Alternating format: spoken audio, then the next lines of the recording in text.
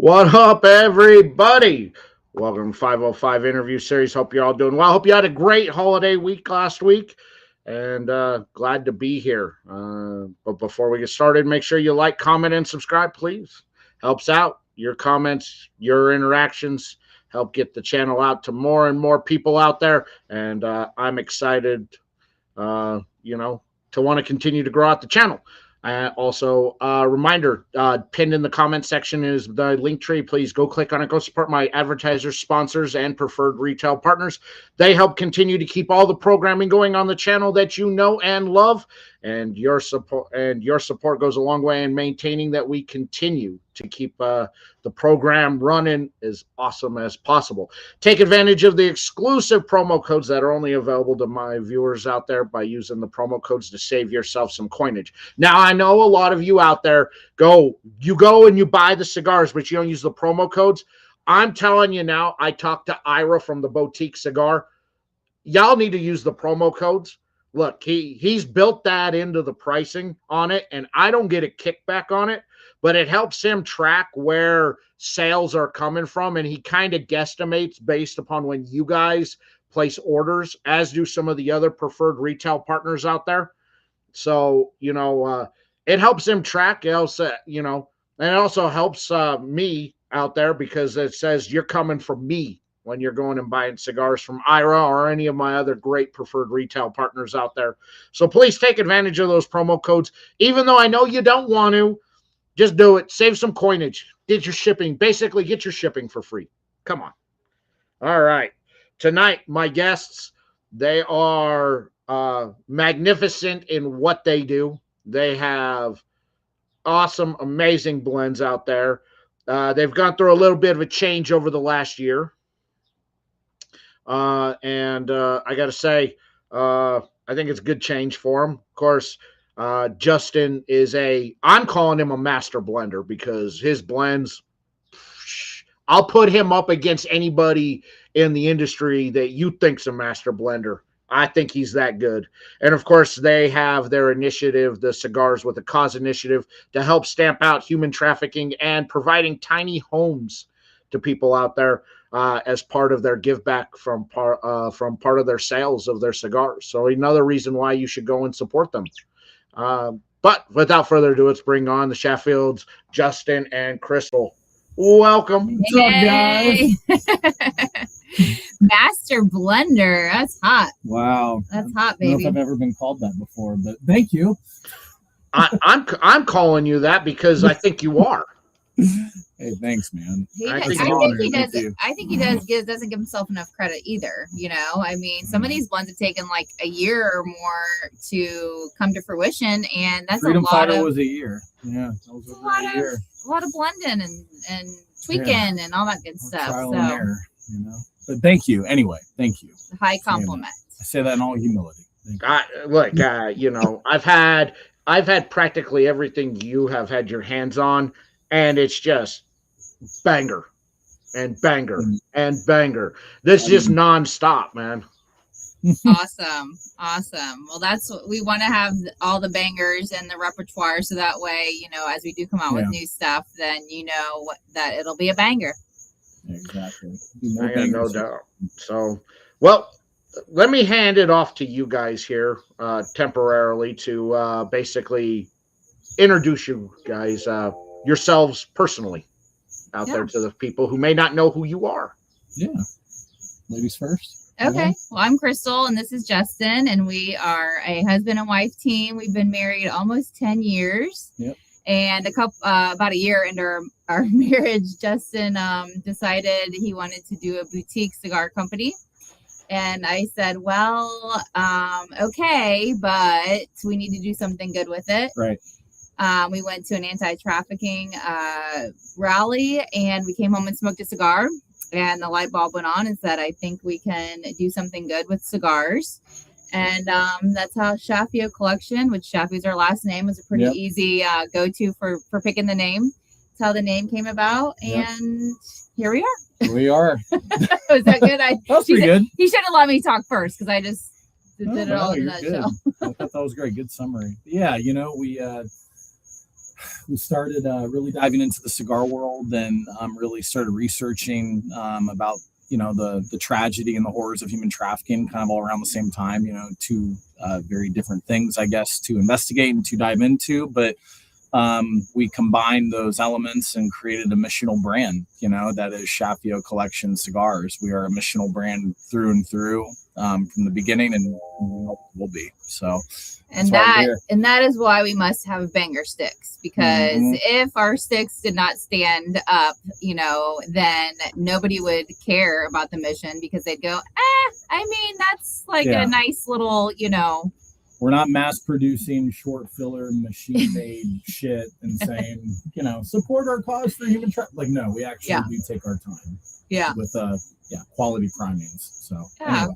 I feel like it holds us like a little bit of a higher standard because of that, because, we want people to believe in the cigars.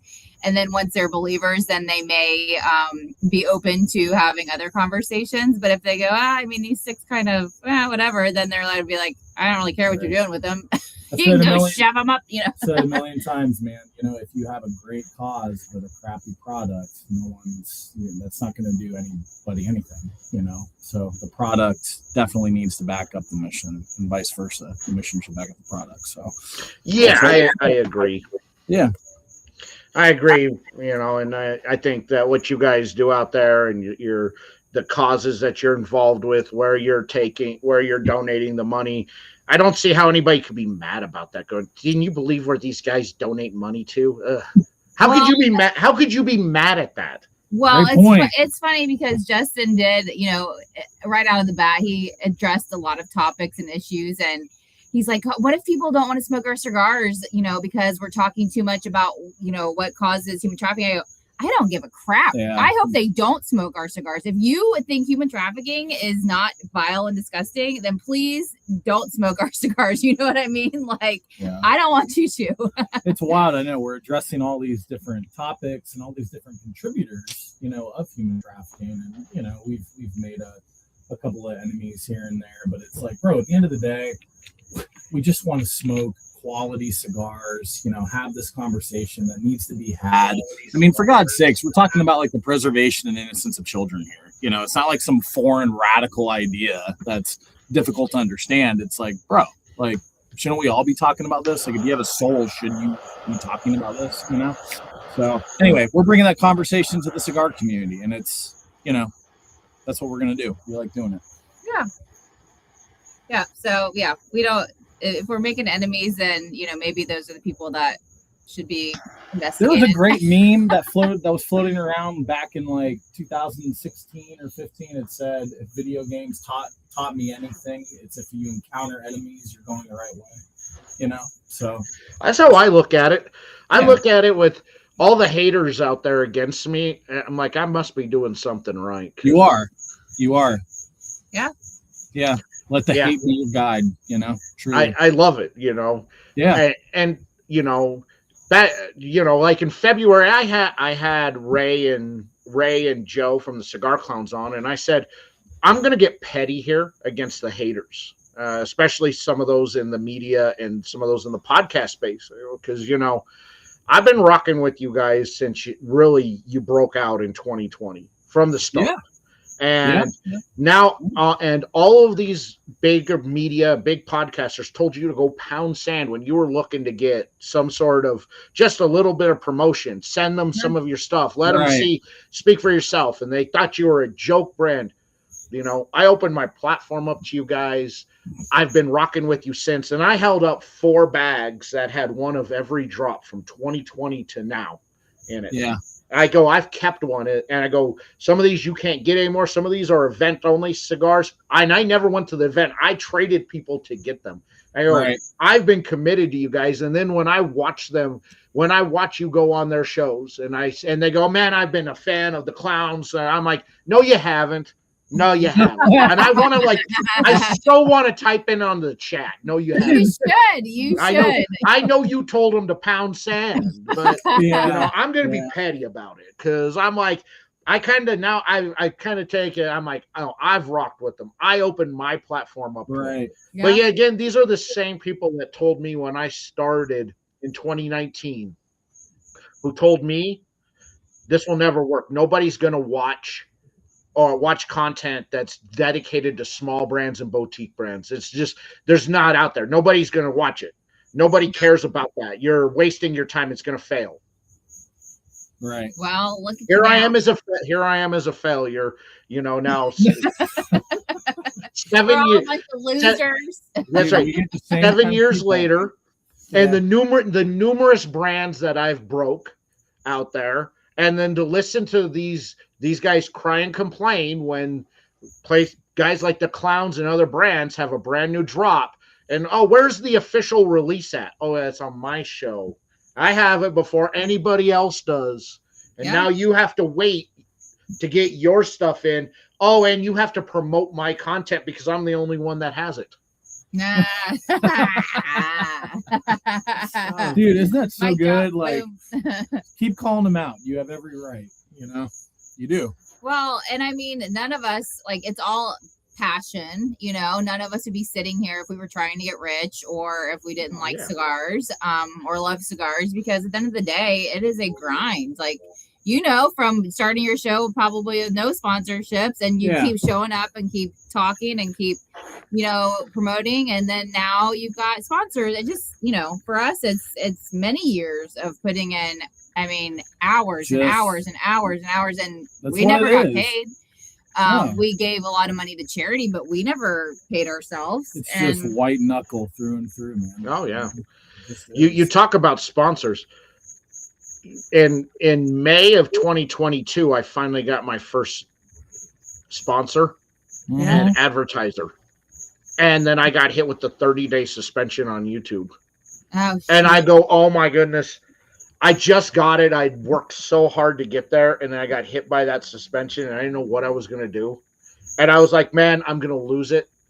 I'm like, oh my God. But I got to say, the community rallied around me because I had them hit me up and go, I thought you said that you were, I am. And go, people are using that promo code left and right. Like, they supported me by going out there and supporting out the advertisers and sponsors I had at the time, you know, rallied around me to make sure that I didn't lose those, because I was going to be off for a month.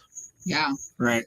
Well, and like you were saying on your opening, I mean, I love a good promo code. I love a promo code. Okay. Like, if you can save a couple bucks, I know cigars, if you're buying cigars, that is a line item on your budget.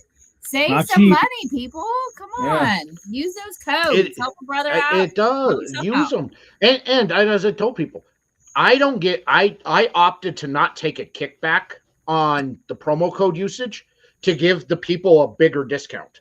You are a man of the people. You know, so I'm like, look, go buy stuff. Buy as much as you want on there. I don't get a kickback. I want to make sure you get the bigger discount. Where most places will give you a 5 or 10% discount.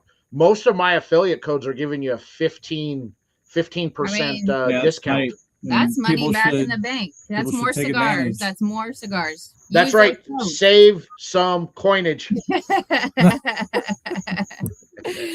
Oh.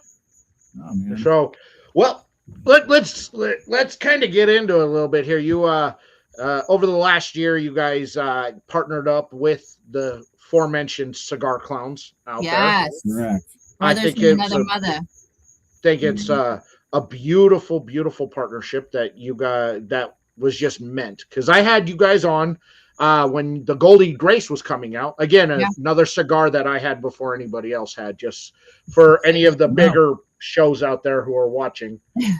I had it before anybody else did, and I had them on to promote before. And the chemistry that you guys had on that show, I mean, right there, I'm like, dude, these guys got to do more stuff together, because the cigar was fantastic. That's awesome. Your chemistry was amazing out there. And I'm assuming off of that kind of led to the partnership that you guys have developed now. Yeah, for sure. I mean, we spent over a year, I think, meeting about Goldie Grace from conception to from concept to completion. You know, I mean, I think Ray, myself, and Joe had met at a cigar event in Florida, and we exchanged contact numbers. You know, me and Ray would just hit each other up randomly. You know, have a cigar, bounce ideas off to each other, and just you get to know one another and, you know, discuss ideas. And then one thing led to another. It's like, yo, let's just collaborate on a cigar together. Let's do this. And there was mutual bam. respect because I think Yeah. we had made a certain top 10 list and we were like 1 and 2. You we know? were both in it together, which was cool. And we were like, oh OGT, man, yeah. this is really awesome. And so that's, I think, the mutual respect for each Yeah, other. I had a ton of already respect happened. for them. You know, I felt the respect from them from the Chaffiot collection as well. So mutual respect was huge. And then that led into a friendship, you know, during this collaboration project with Goldie Grace. And that was really the beauty of it. You know, like they're not just business partners. They truly are friends or family. Yeah. You know? I mean, So the process was fun. We Yeah. enjoyed like getting on, you know, every week or sometimes a couple times a week and smoking cigars together. And it just was a great process. It was easy. It was fun. It was obviously a great cigar.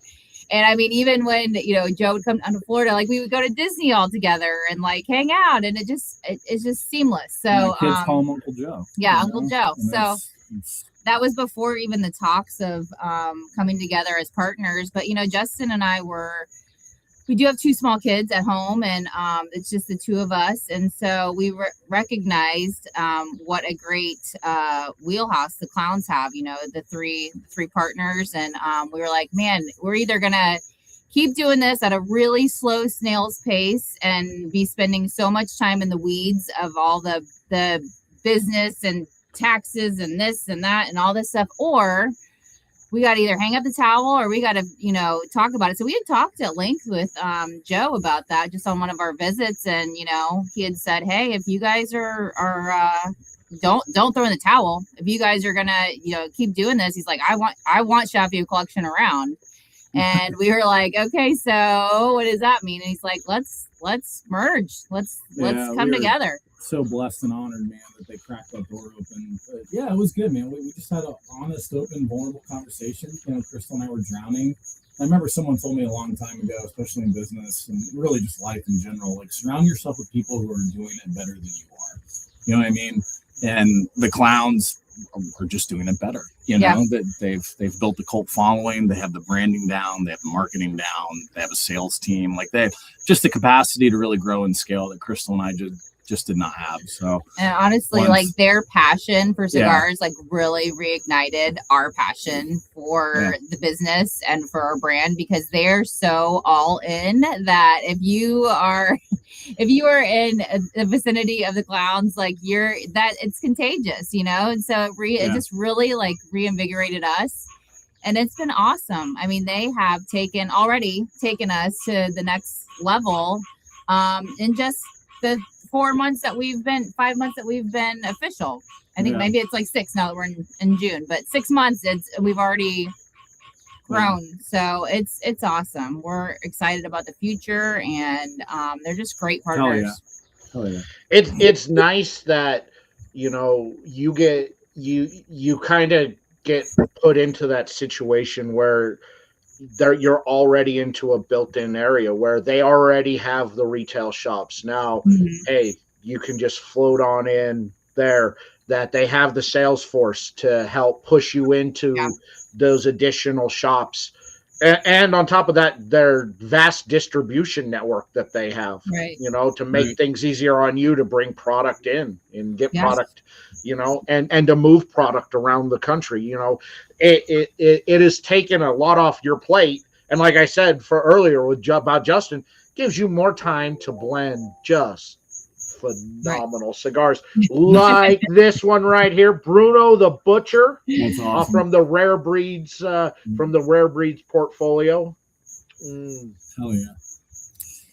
Is that your favorite one out of the Rare Breeds? No, the two-toned is my favorite. Okay. Two-toned is my favorite one. Nah, it's not my favorite cigar that you make, but that's my favorite one out of the Rare Breeds. Out of the Rare Breeds. Well, when he was doing that project, I said, you mean to tell me these are only going to be limited? I said, first of all, they're great cigars. Second of all, I love the branding. Third of all, what the heck? So are they going to make an appearance? I think they're going to be making a comeback. Yeah. And that's another great partnership that you also have with Eric at OGT, is that you're able to he's been able to feature you, just your brand itself, on top of working on these collaboration projects with him as well, and to get your name out there even more. And Eric's such a good dude. He's such a good dude. Yeah, we love Eric. He's great. He's ride or die. He's been there since the beginning, really. And Eric's definitely a brother, man, for sure. And that was a fun project, doing that. The blending experience with him with the rare breeds. It was just a great time all around. And he'll be making a comeback, I think. It's good, man. I love it, and I love the concept of the rare breeds. I like the band. Well, the banding is great, but just kind of the overall feel of that line. It's fun, and they're just such good smokes, man. No, that's awesome. Thank you for the feedback. All right, well, I'm glad it is fun because it's like, we get very serious in human trafficking stuff a lot, which we should. Yeah, we should, and that's predominantly what we're here to do. But that was a nice, I don't know, it was kind of a playful, kind of a whimsical, cartoony type of feel and atmosphere, during the making and crafting of those blends. So it felt a little bit different for us, but I don't know. It was just different. At the end of the day, we are fun people. Yeah, I know. We like to laugh a lot. We are fun. We're not serious and curmudgeons, but hopefully the rare breeds communicate that to people. Yeah. I think at the end of the day, if a portion of all of our proceeds go, whether it's fun or serious or dark or light, whatever, then that's I hope people have multiple facets to their personalities, and we certainly do. So I mean, but it is true, Justin has a lot more that he would love to put out there, and a lot of thoughts and planning and stuff. So it opens us up to more of that, which is exciting. I agree. I got introduced to you. Well, I got introduced to your brand through OGT. That's where I found you, which was the Freedom Fighter, which phenomenal. One of the highest rated cigars I have ever smoked. That's awesome, man. Out there. And then, of course, love the Freedom. And I'm hoping he will agree to do a limited on the Lanceros. Not everybody's a Lancero person, but the Lancero Freedom Fighters were fire. Out there, and then the Hear No, Speak No, and See No Evil line, which is phenomenal all on its own. I mean, each one tells a story, but it doesn't. Right. It's one of those cigars that you can smoke them in the line in order, but even if you don't smoke them in order, you still get that story that each of the cigar is telling as part of one. And I love that. That's one thing that I love about that cigar, is that I can tell somebody all right, you don't have to do the Hear No Evil first. You can do Speak, and then you can make that one last, but you'll still understand the story that all three cigars are telling. And that's why I love smoking those, because they're fantastic on their own, or if you want to smoke them in order, they're amazing. That's a good point, man. Yeah, I totally agree. It doesn't matter the sequence, but no matter what sequence you choose, the continuity is still preserved, regardless. So I totally agree. And I think our cigar, the three amigos, I like to call them, they're for everybody. They're for new smokers, they're for connoisseurs, they're for the price point, they're in a good everyday smoke, and breakfast, lunch, or dinner, they're anytime. Yeah, I think they're great. And then the Freedom Fighter and I cannot, when people ask me, in the last 5 years, can you name one? Freedom Fighter always comes up as one of my favorites. I think it is in my top 5 all-time cigars over the last 25 years of smoking cigars. Wow. Top 5 cigar. It's so good. Okay, so I'm going to ask people who are watching, is there anybody comment if you've not tried the Freedom Fighter? After that endorsement, is there anybody who hasn't tried it? I'm curious, because that's awesome. I mean, Justin has me smoke all kinds of stuff because that's what you do. You try. But I honestly, like, I'm always like, if I have a choice between, I'm like, I'd rather smoke our Freedom Fighter. Like, I know it. I enjoy it. It's always good. And a lot of times, like, I can be left short with, like, I like a full bodied cigar. I can be left short with just like, I feel like that one didn't have a lot of flavor, it didn't really pack it for me. And so I'm with you. It's my top favorite too. Yeah. It's so good. And where the journey that the flavors take you on is just, I don't know. It's just another level.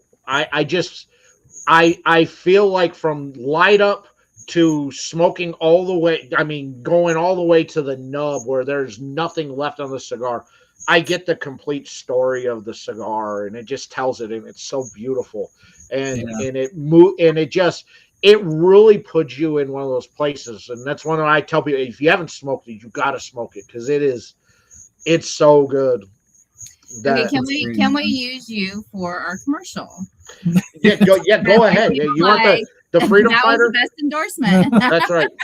That's right.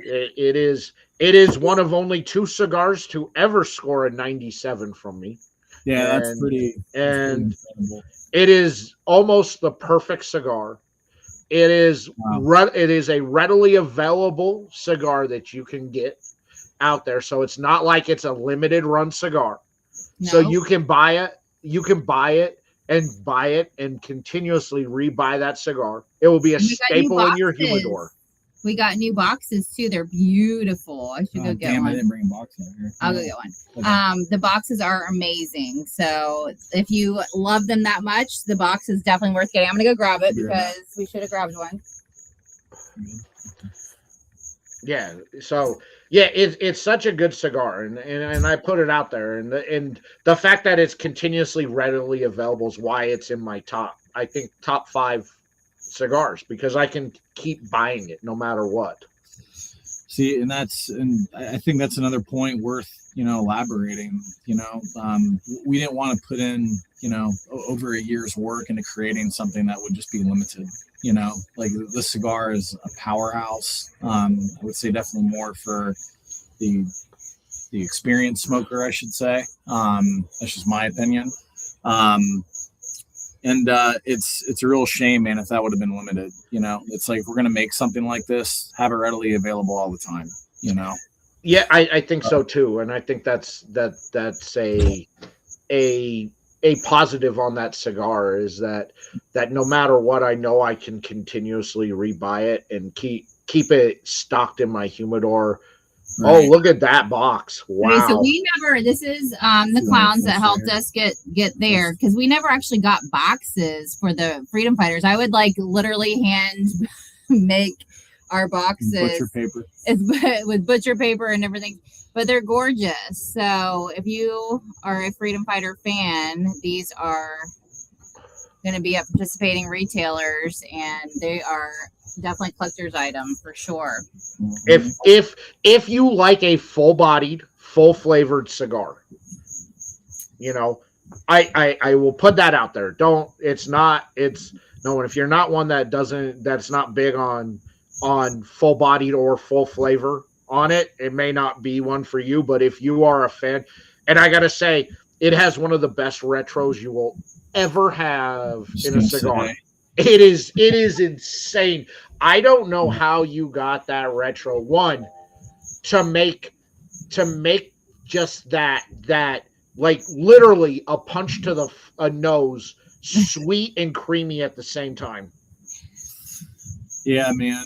It's master moves now. It's master moves. Yeah, I want to say we have. I'm trying to remember. So we have, because you did the same thing with the bloody knuckles. The bloody knuckle, you got that, but that one was literally, it started out sweet, hit creamy, and right at the end of the retro, it punched you in the face. Whereas with the Freedom Fighter, it hits you right in the beginning of that retro with that bam, and then it gets sweet and creamy at the end. It's almost the reverse on that one. Well, we got 2 leaves of Ligero in this thing, so where you're getting kick right off the bat. It is, but to master that so that you also get sweet and creamy out of it, I don't know how you did it. It's phenomenal. You that's why I call you a master blender, man, because you may not think you are, but to master a skill like that, that's tough. Thanks, man. No, that's cool. Well, I mean, truth be told, Crystal was right. I mean, this project, the Freedom Fighters, started out as a box press Lancero, and I've said this before. I'll say it a million times. Some people may disagree with me. That's fine. But in my experience, a Lancero is the best baseline you can have in building a blend off of, because you really, I mean, what better Vitola, are you going to get that wrapper experience? So we kind of built off that. We're like, okay, because you're not going to preserve, the full wrapper experience, obviously, from going, from a Lancero to, a 6x54 Toro, but you can try, and that's basically what we did. We're like, how can we keep some of that experience, the wrapper that we got at the very beginning with the Lancero, and just keep that thing alive as best we can, with a bigger ring gauge.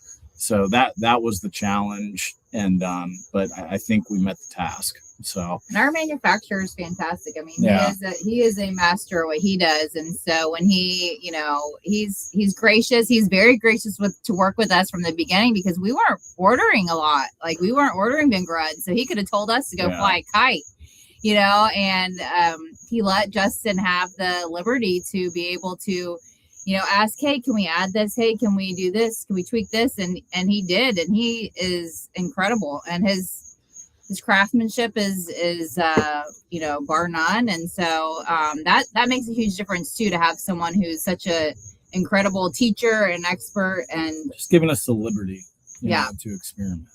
So no, that's good though, but it shows, and I've never, the construction on it is top notch.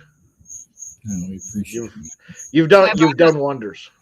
I brought out our new Hear, See, and Speak No box too. So these are 5 counts, but they're gorgeous as well. Okay. We're excited about those. I do. I like the cardboard box. I know. So again, the clowns took us up to the next level with these, because this was just not in our bandwidth to take the time and resources and all of that. So we're super excited. Like, our packaging, I feel like on the shelves, like, if you don't know us, like, your eyes are going to be drawn to our cigars, and if you give it a chance, but like, the packaging, it speaks for itself. I mean, it's incredible. So we're stoked on that. Well, but I also think that the draw, the drawing or the banding or the what you have on it is also what catches your eye on it, Bloody Knuckle, I think, is one of my favorite bands out there. It's just cool. It just looks good. It's eye catching. It pops. And So on his shirt, you can see we have shirts too. But on the shirt, the X stands for the End It movement. So that's like a general term for ending human trafficking. So that's why it has the X on it. And then the Bloody Knuckle is because we want to literally beat the shit out of this thing. We want to kick human trafficking's ass and friggin' see it go up in smoke. So, it was Freedom Fighters, like a coalition term in our area. A group of people in our area, they call themselves the Freedom Fighters. And we were like, hey, can we use this term for our cigars? And we had just gone on a 25-mile hike with the group in Washington to raise money to end human trafficking. And she's like, after that, you can do whatever you want, because that was a serious adventure we just had. And but to make a cigar called the Freedom Fighter, it had to live up to the standard that you just described. So after smoking this, it's going to be obvious that we have access to quality primings, some of the best farms, and just sit back and enjoy. Yeah. Now is the Freedom Fighter and the Bloody Knuckle are they connected in that kind of a same line, or are they just kind of two different? I mean, I Yeah, think but originally Eric termed the term Bloody Knuckle, right? That's like it was his pet name for freedom fighter. Yeah, it was one of the beginning. earlier versions that we did a few years back. You know, we still have a few of them left in the vault. I'll just leave it at that. But yeah, it was one of the versions of the Freedom Fire that we did with Eric. And but yeah. Nice. All right. So I'm assuming that we can have, we'll be seeing another collaboration up with Eric this year. Potentially, I don't want to give too much away. I mean, honestly, Danny, that's all right. We have again, we're always thinking of, you know, cool creative shit to do. And are you going to see some new things here soon? Yes, I'll just leave it at that. But, you know, I just don't want to let the cat out of the bag too early. Okay. And you know what? Projects with Eric always just like arise anyways. So we can say like, oh, there's not anything right now, but like there could definitely be. And Eric's very, he's great too at like knowing what he likes and can we tweak this and can we do that? And, you know, so again, our manufacturer has gotten on the train with us and done wondrous things in our crazy world of what ifs. Yeah, I gotcha, you know, and I'm assuming you're in the lab and you're working on something because, you know, that's what you do is as a master blender. Always sampling, man. You know, again, over a year and just working on the Freedom Fighter. You know, I want to say we went through 12 to 13 different samples, you know, and, you know, we're going to smoke, at least I'm going to smoke at least a whole bundle, you know, before saying, you know, what do I think of this? So it's a lot of time, man, you know, but it's worth it. It's worth it for the mission. It's worth it. Yeah, I think too, like we want to really establish our brand with the ones that we have now, especially with, you know, collaborating with the clowns, is that now like so many shops are just being introduced to these that we want to make sure like we have the shelf space and that they believe in us and the brand is built. So that way, when we are bringing new things, it's not as sketchy to be like, hey, can we try this too? We try this too. They're going to be like, oh no, their stuff is great. It sells. Yes. Right. Just a yes, you know, so we're excited to have, like, we have, I think 10 or 12 brand builders that we have weekly meetings with, and they're stoked about, you know, repping both the clowns and Chaffiot collection. And it's just, it's fun. It's cool. And we're getting in new shops every day and people are selling out. And so it's a good thing. We've been doing a cut and light once a month since February, I think, after getting together with the clowns. Yeah. So yeah, we've been rocking and rolling, man, this year. That's awesome. One shop a month, you know. That's awesome. And, yeah, you know, it's only going to continue to go up from here. You know, I think that, like I said earlier, I think that it was a partnership that was destined to be made just because what you do and what they do, and it just works together. And it showed when it showed with the Goldie Grace. Yeah. That it was meant to be. Yeah. I mean, our initials are the same, for goodness sakes. C&C, you know? It's like, hey, it was meant to be. But we're very grateful and we're excited about what the future holds. I mean, I always say, like, we're taking it to the big top, and the clowns are gonna, you know, like, let's go to the big top, man. Yeah, man, we're rock and rolling, man. It's fun, especially for us, because like when we started, we were primarily selling online, you know. So we did like cutting lights here and there, and then obviously we want to support the lounges. You know, the long-term vision is to always have strong retailer, you know, partners. You know, we want to have people that believe in the brand. You know, we don't want them just to be another, you know, blend on the shelf that's there in the humidor.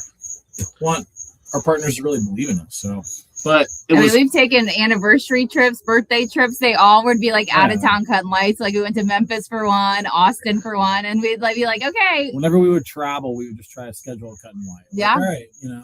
And we would definitely be going to cigar lounges. I mean, that's what we do anyways when we're by ourselves on vacation. But I mean, we would always be hustling. But you know, it's different when you've got people who are regulars that go into lounges and are, you know, sitting down and smoking with the decision maker. And it's a whole different process when you're trying to, you know, get in there. Yeah. And now you have a sales force that now you can kind of take that off and put your focus elsewhere it needs to be brand wise out there instead of worrying on, man, I got this place in Idaho and how are we supposed to do? We got this going. Now you got somebody that can just go, look, I'm here. You want to connect with them? We can connect. We can do something virtually on this. If you want to talk to the brand itself, we can do. You've really, you have a whole world that's been opened up to you. Yeah, I think it's great. It is great, man. I mean, we definitely want to be right by the clowns, and again, we're just honored to be working with them. So yeah, we're growing together. We're building together. But they have a great vision, And the cool thing about it is too, it's like just the fact that they allowed us to, really obviously preserve our blending techniques, but also preserve, our branding, the whole Chaffiot collection ethos, the mission. We are a separate brand still, with a very unique and direct a mission attached to it. And it was just very cool that there was no, ifs, ands, or buts about that. It was like, yep, just come on. Yeah. You guys, that was cool. You guys are, I look at it like this. You're both two separate trees next to each other, but you're now sharing a root system. Yeah. Perfect analogy. Exactly. Great analogy. Yeah. Yeah, that's all, So, and it works, and I think, with the clowns building their name off of just single run limited edition drops, and then building that up to having a core line and building on that core line, and then adding you in to that where you have a core line set, you do have a few limited edition, drops that you've done out there. But then to be able to go, oh, you like the clowns? Well, look, these guys, they're affiliated with the clowns, and their stuff is top notch. Yeah. I mean, we were telling people about if they hadn't heard of the clowns, we were like, oh, you should. I mean, this was before your partners, like, you should really try the clowns. Like, if you like our stuff, and so it's just, it kind of works both ways, where now at least we're all together and it's like one big happy family of like, hey, great sticks. And whenever we go to the lounges for Chaffiot cutting lights, we're always, representing the clowns as well. Literally, we're always talking about the clowns. We're always bringing clown sticks with us. Like they're, this is what we're doing. So we are one. I never travel without them. We're married. Yeah. We're married. We're married. Exactly. Yeah. That's so good. I love it, man. And for better or worse, man. For better or worse. I do. I love it. I love what you guys do. I love what you stand for. I love the causes that you guys get behind on that. And we talked about earlier, if you got a problem with trying to end human trafficking, and you got a problem with helping people out with tiny homes, that are struggling, and maybe you're the problem. Just say if you got a problem with it, maybe you're the problem. I mean, if you really want to call a spade, like if you have a problem with people being raped for profit, then I think you are maybe one of those people. I mean, I'm just saying, I don't know, because like, I think that's the worst thing that could happen to somebody. So I think you're a real shitbag. Excuse my language, but not really. Yeah. No, I second that. And, again, the cool thing about the cigar community is that, as we all know, people in the cigar community that are part of cigar culture are obsessed with this. They're obsessed, as they should be. And passionate. Passionate, obsessed, whatever. Interchange the words around. Yeah. But and we are too.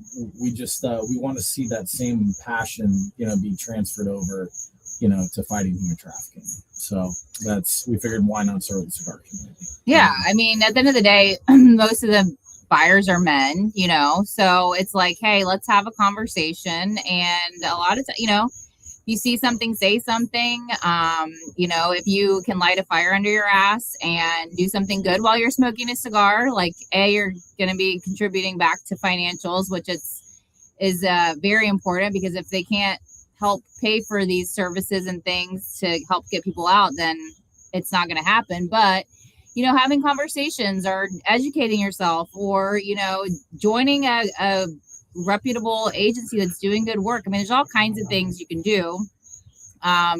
And we just want to be a catalyst for that, to get people thinking like, hey, I mean, I'm sitting here for an hour and a half.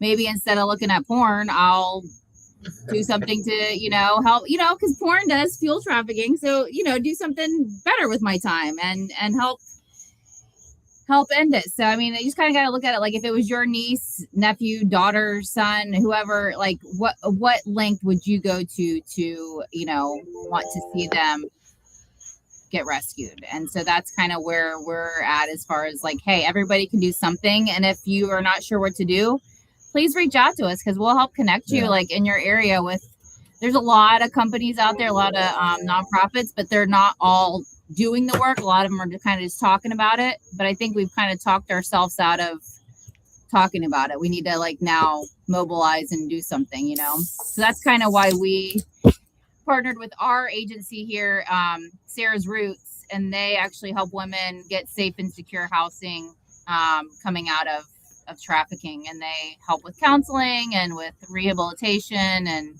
the whole 9 yards. It's like a 2-year program, so we work hands-on with them. And when I say hands-on, like, I've driven survivors to work because they don't have cars or licenses, and we helped get the newest tiny home, and went and approved it and saw it and helped get the financing and all of that. So there's a lot of things that we're doing hands-on, but we also have vetted this agency and know them very well, and stand behind them. So, that's just less moo, more milk. That's what we want to see. Yes. Exactly. Yeah. I love it. And I love your cigars. Plain and simple. I think that you've got that magic sauce there, Justin. Whatever it is, you've got it. You've figured it out. You've figured it out with your blending. It's just there. And I'm glad that you're getting that, you're being able to be showcased now in a broader light than you were before. I'm glad more people have access to what you're doing out there than had before. And I think that's all, and it's only a positive. That's only going to continue to help make that make the brand grow even bigger than what I think that you anticipated it would be. That's the hope, man. That's the dream, and I think slowly that is becoming the reality. I think we are seeing the traction for sure. We are getting more exposure. We are becoming more noticed, by the cigar community, which is great. And hats off to people like yourself. What I mean? If it wasn't for people like you, we wouldn't be getting out there. So, once again, thank you for doing all that you do, man.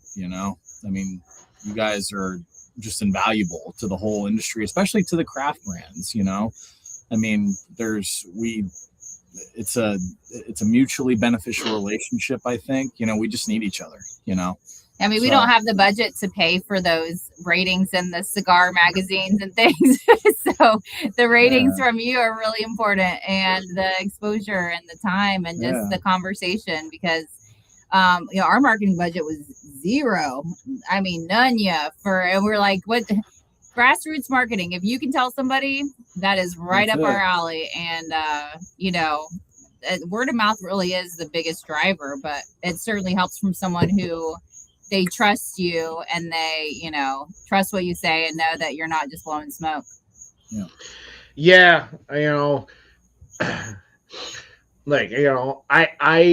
I never expected anything to come out of this other than, hey, man, the vast majority of my 25 years, it's what I've been into, what I majorly smoked, because I didn't always have the money to buy goods, the expensive, the name brand stuff. And these were in my budget range of what I could afford. And I ended up falling in love with small and boutique brands that something about them, the way they tasted, I could taste that there was just something different about them.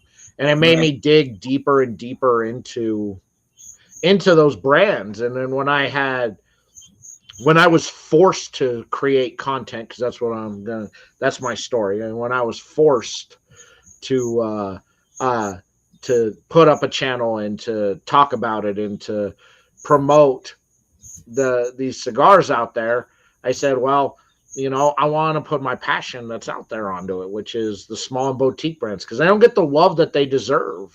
And I feel that people are missing out on a lot of amazing tobacco, a lot of amazing smokes, a lot of amazing blends, because they just don't know about it. And as the channel grew and grew and grew out there, the ability to see a lot of brands that I was on very early on, when in their infancy, blow up, and it made me happy. You know, it's like it kind of was that validation. I was right about these guys. I knew there was something about them that just and that, you know, and I love it, and I love seeing it. And I think, you know, you've got that. What you guys have, I think, is special. And you know, I've no doubt that now with this partnership that you have, it's only, you know, it's going to take you to that next level out there. No doubt. Thanks, man. Thank you. Yeah. That's again, that is the goal, and we are striving every day to achieve that goal.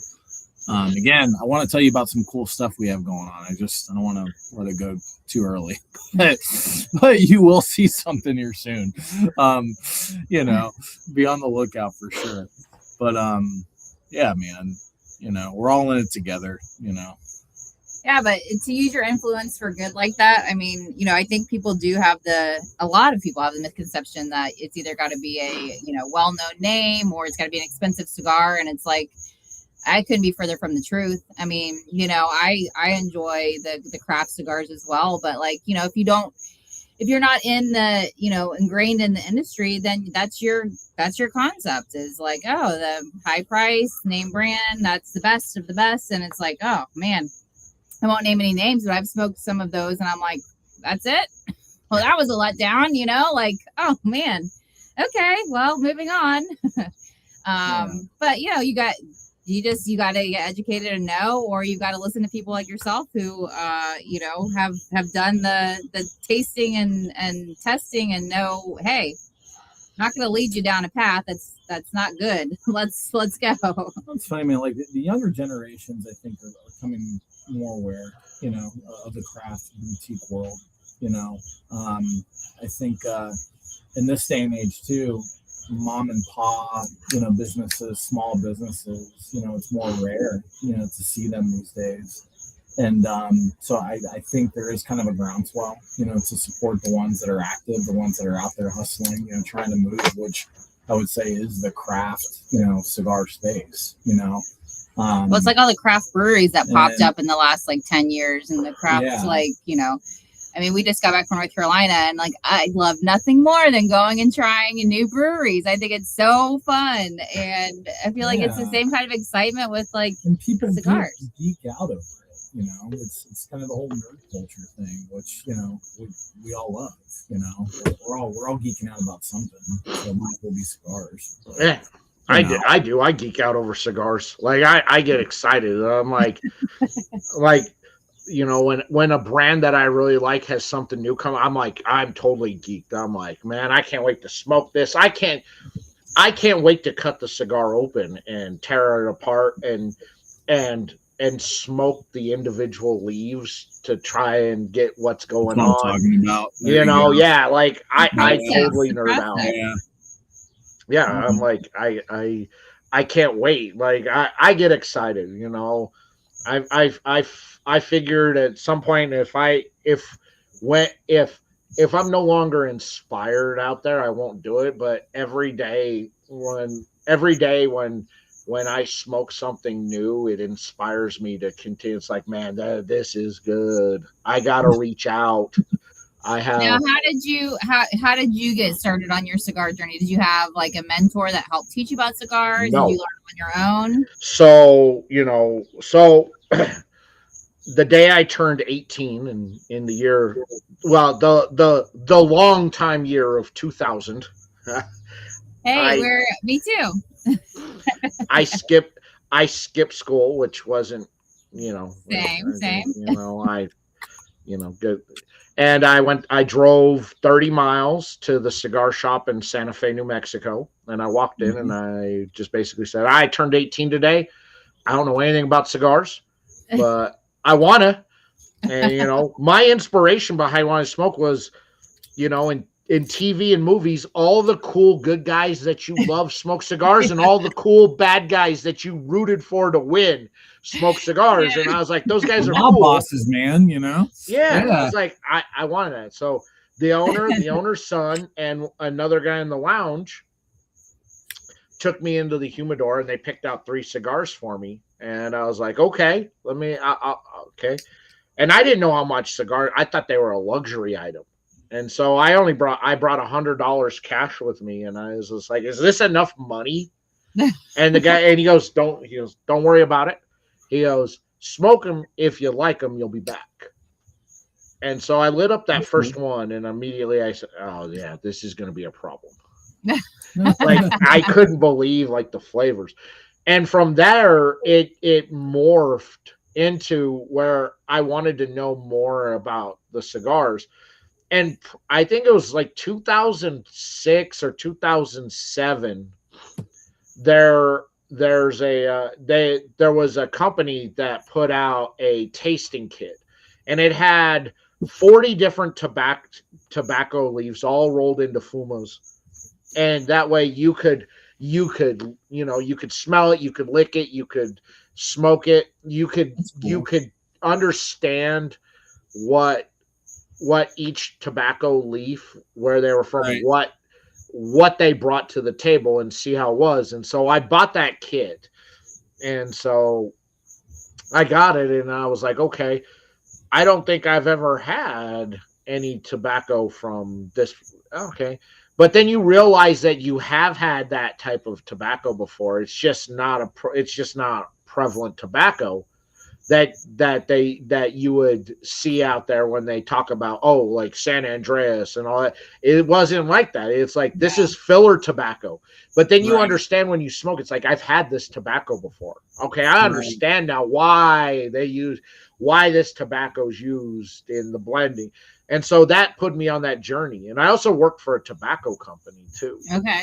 So, do you remember what your first cigar was? Do you remember the name of it? It was a Padron 2000 Natural. Okay. Awesome. Yeah. The 3 cigars that were picked out for me were the Padron 2000 Natural, the Camacho, the Camacho Connecticut, and that was when Camacho was still owned by Christian before he sold out to Davidoff.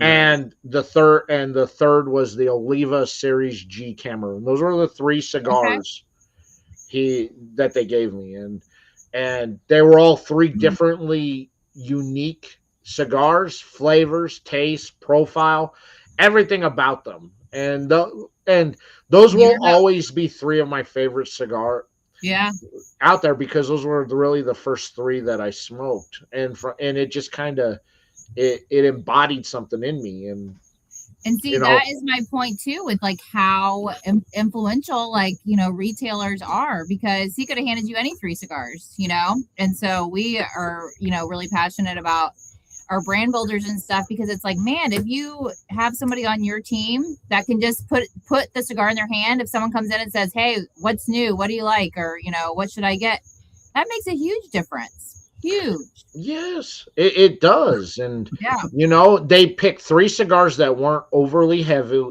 that weren't overly full bodied, but all 3 brought something different to the table, and I got a real good appreciation.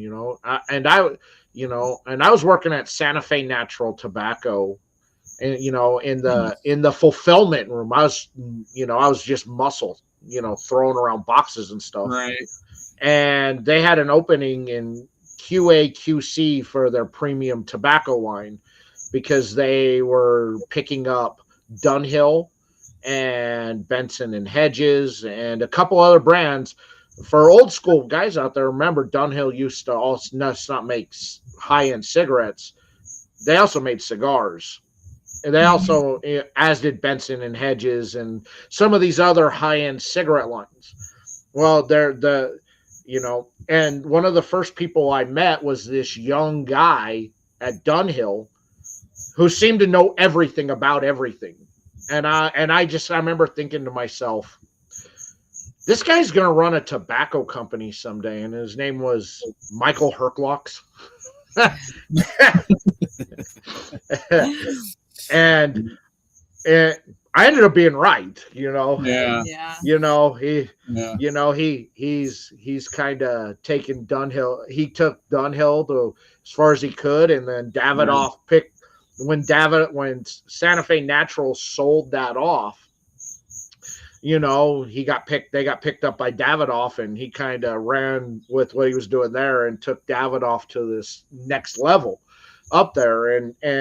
But I remember sitting there listening to him talk, because I applied for that job in QA QC, and I had no experience in that other than the fact that I was a tobacco nerd, and I kind of went into that interview with that mentality. It was like, look, I don't know, but I can tell you all about tobacco. I can tell you anything you want to know about it. And I took that passion in, and I ended up getting the job. And that's awesome, man. I was just kind of blown away by that, because it's like they took a shot on me when they didn't have to.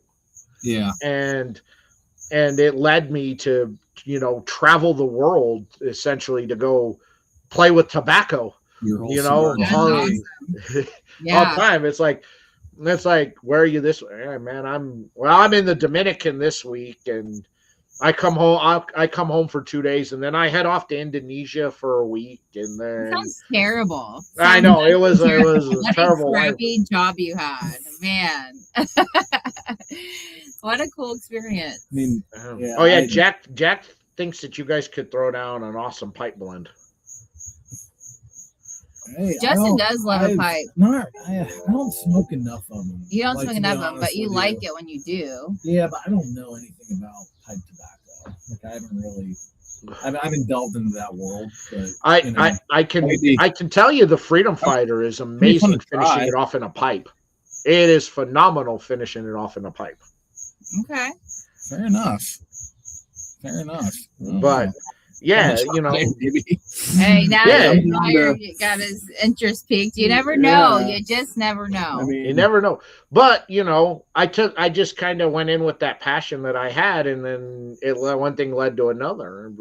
And I remember when I got laid off, and how disappointed I was when those layoffs came, and and I was out of work for a year, and I didn't know what to do, and I was hitting up my contacts in the industry.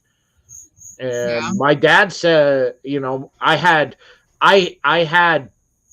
a couple options, which was I had a job offer. I had a couple job offers in Nicaragua or join the military. And those were really my only two options. And my dad wasn't a fan of either of them. My dad wasn't a fan of me going to Nicaragua. He said the women were going to take advantage of me. And he could be right about that. And I'm like, well, it's possible on that. And he didn't want me joining the military. And so I said, look, I'm going to give it till the end of September. And if nothing, I'm going to pick one or the other, because I just can't do this, that will have been almost a year at that point. I've been unemployed, and I've got to do something. And my dad, it got down to it. And then, my dad worked his magic, one day getting his truck fixed there, meeting the service manager at Coca-Cola and lying to him that I'm a really technical guy. And and one thing led to another, and then now, going on 18 years at Coca-Cola. Well, as a parent, I would stretch the truth for my kids, and he knew deep down, he said, my son can do anything. That's what I would say. Of course. Well, I was never good at school, and my dad was one of these guys who was an educator.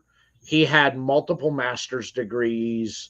He felt college was always, you're never going to mount to anything without college. But I'm like, I'm not into this stuff. I'm like, look, I if I could take classes that I want to take, sure. Yeah. Right. But I gotta take all of this. I gotta take all of this other stuff, and I'm not good at it. and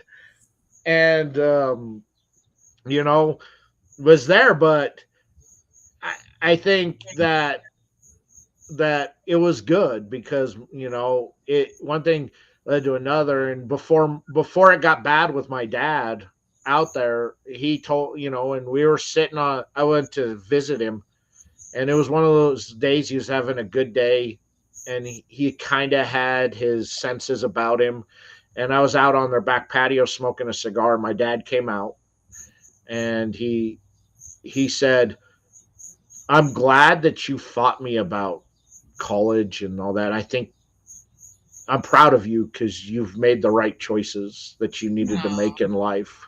No, that's good. And that meant a lot to me. Yeah. You know, and it felt good because I fought him, because he's like, you need college. I'm like, I don't need college. I can be successful without it. Because we always had this thing where I said, if I could tell my 16-year-old self something, I would say, but drop out of school, get your GED, and go enroll into a trade school. Yeah. Yeah, man. And working in the trades has been one of those things. Right now. Of course, and one thing I told him, I was like, look, I've made it. It's a recession-proof job. I've made it through the recession in the 2000s. I made it through the mini recessions in 2014 to 2016, and I made it through a pandemic. And I never once thought my job was ever going to be lost. Yeah. Yeah. See, and that's they may have cut my hours, but I never felt my job was ever in jeopardy. Yeah, Right. Everybody's gonna still be drinking Coca-Cola now. You never stop drinking. Nobody's ever gonna stop. Yeah, man. Yeah, man. And everybody talks about AI and all that. I'm like, it can be a good tool out there, but one thing, you're never going to get AI to go out into the field to fix equipment that's broken. You still need me to go out there, boots. You still need those boots on the ground. Out there. That's as powerful as air conditioning and everything else. For a restaurant, you gotta have your stuff going straight. Of course. People get mad. And they've integrated AI into service, and it's still a work in process. It's still from when they started it was terrible and it was bad and it didn't work. But now that it's gotten to it and it's been able to think, it's been able to work. Now it's working fairly well out there. And so it's still, AI still blows my mind. I mean, we're able to do some really cool things with it, but I'm like, how? I don't know. You still need the human element out there, but that's how they use it to dispatch our calls to us is through AI. But there's still a human element behind it out there when it does make a mistake to correct it. But you can tell over the year how it's learned, and it's working. But it's out there. The downside is now that they've put cameras in our service vehicles out there, I can't smoke anymore while I'm on like a 3-hour drive. Oh man, that is a bummer. That's a bummer. Yeah, because I used to. I was like, well, I got a 3-hour drive home. I'd light up and enjoy a cigar while I was on the road. Now I don't have that. I can't do that anymore. Now that Big Brother's watching. Yeah, it's a surveillance state, man. But that's cool though. I mean, the fact that you discerned at that age, at that time, that look, that this is what I want to do. School's not for me, and God bless you. You created a successful life, and you enjoyed what sounds like a great cigar journey on the way. So. I think your dad advised you that starting a cigar brand was not wise. Of course he did. I mean, he doesn't smoke cigars, but he was like, I wouldn't, and we're like, well, yeah. Okay. I think a lot of people have gotten that from from parents or close family. It's not a good idea to do. And I'm like, and I would advise people too on it. You know, it's like, I don't know if it's a good, I mean, what do you have that makes what you're doing going to be different? That's going to make it stand out. Yeah. Now, for you, both of you out there, you have something that's different, that's unique, that stands out. That look, you put out amazing quality blends every time you have a drop. I know that I get giddy out there, you know. You gotta do something to make him giddy again. You know, I get giddy when I find out that there's a new Chaffiot drop coming. I'm like, ooh, you know, just like Jim Carrey said in Dumb and Dumber, I desperately want to make love to a schoolboy. And when I say, I'm that giddy. That is my favorite movie, by the way. Do you think my 8-year-old son is old enough to watch that movie? Yes, because I don't. There's not really anything that's like. No, it's toilet humor. Yeah. I mean, like I think I was probably around that age when that movie came out, maybe a little older. But I remember going to the theater and laughing. I'm like, it's toilet humor. I don't think there's anything really bad in it.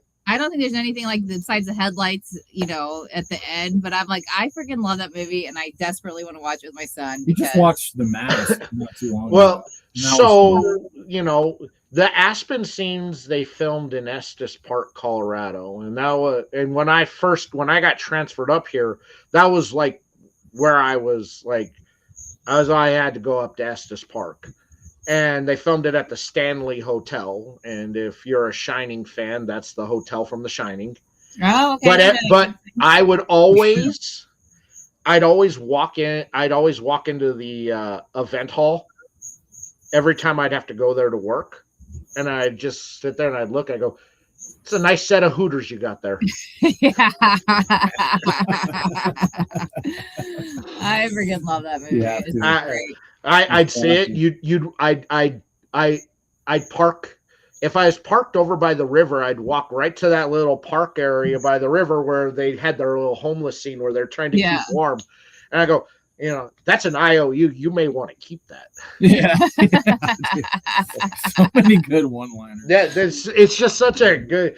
Yeah, I don't think there's anything. I think it would be an all right movie. Yeah. Watch. I think if you watched it with your son, I think he would laugh. And I think some of the things that are funny that may be more on the adult side, you could explain it to him and he'd probably understand why that's funny. Yeah, or not. And you know what? Watch it again and then explain it to him when he's a little older. You know, it's like, let it go over his head. Yeah. There's just certain movies out there that when they're on, I don't care what I got going on, I'm going to end up stopping watching. Dumb and Dumber is one of those movies that if it's on, I will. If I don't care what I had planned, I'm going to be stuck watching it. Talladega Nights is another one. Oh, yeah. I thought I read that Jim Carrey didn't he make Ace Ventura, The Mask, and Dumb and Dumber in the same year? Or they came out in the same year? Something like that. I thought I read that recently. I mean, all three are just three iconic movies of the 90s. Yes, they're. You know? It's like, what a monster. They're so good. Ace Ventura was just.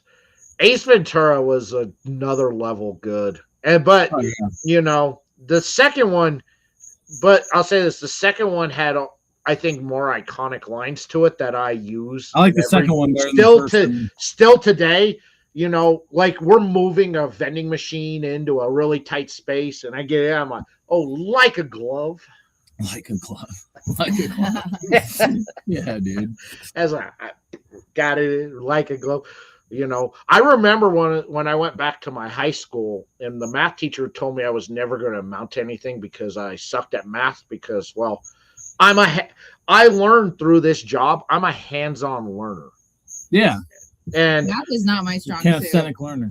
And it's there. But we're moving a machine in and she watched me use my arm as a tape measure to figure out the angle to get the machine in through a door. And she goes, I think I was wrong about you. Because I'm like, no, you just didn't teach me right. That's all.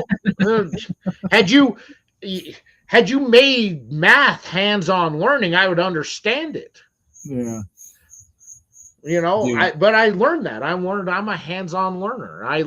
if I can physically touch something, I realize I could tear it apart and put it back together again. Right. Yeah. Tell you, man, I think I gave up on math when the teacher introduced the concept of imaginary numbers. Remember that concept in school? Imaginary numbers. Look, they lost me when they started putting letters in it. Yeah. I'm like, what? Why is it A, B, and C in this? Yeah. Why is the C small up above another? It's like, it's like 7xy squared divided by 3yc to the C power. I'm like, what is that? What? And when am I going to ever use this? Yeah, that's what I said. I'm like, this is a to... formula for a bridge. My bridge is falling down. That's what literally, dude, my brain, when the teacher said, we're going to talk about imaginary numbers today, literally my brain went, like, okay, the train stops here. Like, we're getting off now. And I remember I looked at the teacher and I was like, ma'am, I have enough trouble factoring in like real numbers that are here, like in reality, and then now I have to worry about the imaginary ones. Like I'm not doing this. I'm sorry. I can't. Anyway. Yeah, and here we like to call this guy Charlie Foyle. I'm like, what? You take this over here. Here's his eyebrows, and I'm like, what is no? Why? And then we're a few grades away from our son needing a tutor, so thank goodness we have one in the family, because neither one of us, we got communications degrees and they're basically good. Which is Spanish for you suck at math. That's what that means. Yeah. it's I don't want to take math and the business course, so you get communications. Yeah, I'm like you though, man. I learned business by doing it. Yes, I think that's the best way to learn. It's just like real life has been the best teacher for me out there, because you have to figure it out. Right. It's like, why? It's like, no, school hasn't prepared, it's like school didn't prepare me for real life at all. No, I don't think, Living in it prepared me more than I ever could have imagined, because I'm like, experience trumps books. Of course, it's like I figured all this out on my own. It's like they didn't teach this. Maybe they did. I just didn't pay attention, or it was one of the days I wasn't there. Maybe there's one day where it's falling asleep there. It's like I did just enough to graduate and just enough to stay eligible to play sports. C's get degrees, That's what I always said. C's get degrees. I did. Hey, man, the school of life is the best school out there. Mm-hmm. For sure. That's true in this too, man. We learn by doing it. It's true to everything. But yeah, man. What did he say? He said, I didn't understand how much I needed math until construction, and now I use it every day. But there are people who know way more than me. Jack of trades, master of none. And that is why none of us are in construction, because we would be, our bridges would fall, as you said. It's funny because my son's favorite subject is math. He loves math. He loves some people are really good at it. They're like they can see those numbers in way I can't. Like, I remember I saw a tutor, and the tutor was like, well, you get it. I'm like, well, yes, but it's because our learning is hands-on here, and I realized that later on. That's why I understood when I was with a tutor, because they made it hands-on and I could understand it. But, it made sense to me, 15 years later, why I understood it with a tutor. It's because I'm a hands-on learner. Right. Yeah. I mean, I went to a tutor and I still didn't get statistics. Somehow I think she passed me because it was the last class I needed. And I went to her and I'm like, listen, lady, it's not clicking, but I just needed to click enough to get that C, please. I did good in accounting for and that was like a different math, but that's like hands-on math. And it's like, okay, I understand that. This and this and this and this. And Okay, I get it. I always got I got A's in accounting. Thankfully, blending is more like That's cooking than it is like That's true. formula. It's ingredients. Like a formula. You know. I know. Truly. I've been asked a couple times to like work on, and I'm like, I have no. I couldn't put out my own cigar. I'm too much of a perfectionist. Do you like to cook? I love to cook, and I know Okay. I know I could. Very synonymous. I know that I Yeah. could come up with a blend, and you could smoke it and go, "It's the best cigar you've ever smoked," and I'd go, "Yeah, I think it's not there." That's why it would never come out. Like Ira at the Boutique Cigar, he keeps wanting me to do a blend under his custom line, and I'm like, it's just not there. Like I've got blends for days built up in my head that I think I know would work, Give it a go. but I'm such a perfectionist that I would find a reason why it's not good enough. Yeah, but you know someone told me a long time ago that 95% perfect and shared with the world is better than 100% perfect and stuck in your head. Ooh. You know what I mean? Like, just Okay. get it out there. Get it out there. And there's, like you said at the beginning of the show, there's always going to be somebody that's going to be like, oh, I wish it tasted, or it doesn't have enough this, or, the retro hail doesn't have enough kick, or maybe there's not enough Lahara, blah, blah, blah, blah, blah. Like, fuck that shit. Put it out into the world. I have thousands of blends in my head from we'll all the years that I smoked. And we'll be expecting to see one by next year. Get on it. And bad cigars that I've smoked that I'm like, what this needed to, I'm like, I think I could fix this blend. It's like, what this is missing is this is what it needs. Like I'm like, it's all there. I just know I'm too much of a perfectionist, and I'd just be like, it's not there. It's the best thing I've ever smoked in my life. I don't think so. I think what it's missing. I get in my own head, and that's where it would get me. Yeah. Well, just go for it. Go for it. No promises. No promises. Yeah. Yeah, man. Cigars are art imagined in the theory of smoke. It's a good quote. Yeah. It's a good quote. It's pretty good. That is good. No, it is hard, man. It's craftsmanship, Well, when I was at PCA and I was talking to one of the blenders there, and he asked me, he's like, tell me one of your blends. And I was like, okay. And I told him, he goes, that would be a really good blend. And I go, I know, but it'll never get made. He's like, because he was there, and he's like, come out with it, and it'll get made by somebody else. It's possible, but if I ever see that cigar come out by that brand, I'll know he stole that blend from me, because he asked me, and I told him. I was like, yeah, so this is my blend, and I told him why I wanted to use these leaves specifically, and how I wanted them in. I go, the only thing I got to figure out is the ratio in there, on how to make that work in a blend. And I go, I think that's probably the easy part, is figuring out that ratio, because the leaves themselves I know are going to work. And he even said, he's like, that blend, he goes, that sounds like a really good blend, actually. I'm like, yep, but it'll never get made.